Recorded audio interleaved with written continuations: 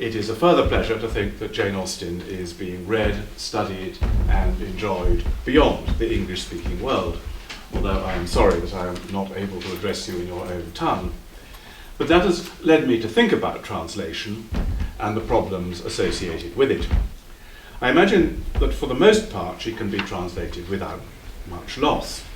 The challenge is to preserve the ironic note and the neatness and justness of expression. Symbolism is not so much a way for the author to talk to us, the readers, about her story, but a way to enter the interior lives of the characters and to share the exchange of thoughts and feelings, both spoken and unspoken, between themselves.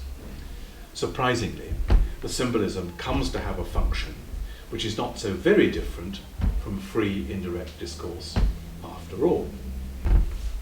Someone once said to me of some piece of social hypocrisy, it's like pretending that your favourite Jane Austen novel isn't Pride and Prejudice. In this novel, she achieved an almost perfect comedy of manners.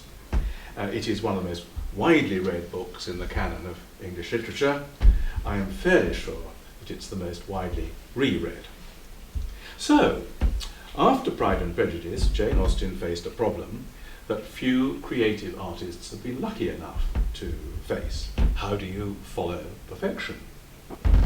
What I want to assert is that whether you think that Jane Austen has succeeded or failed in what she has done it very deliberately.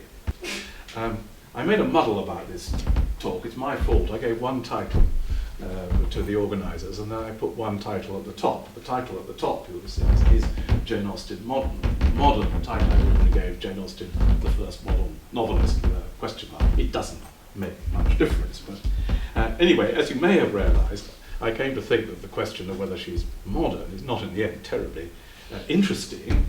The more worthwhile questions are these: is she fresh? Is she new? And I've given you my own answer.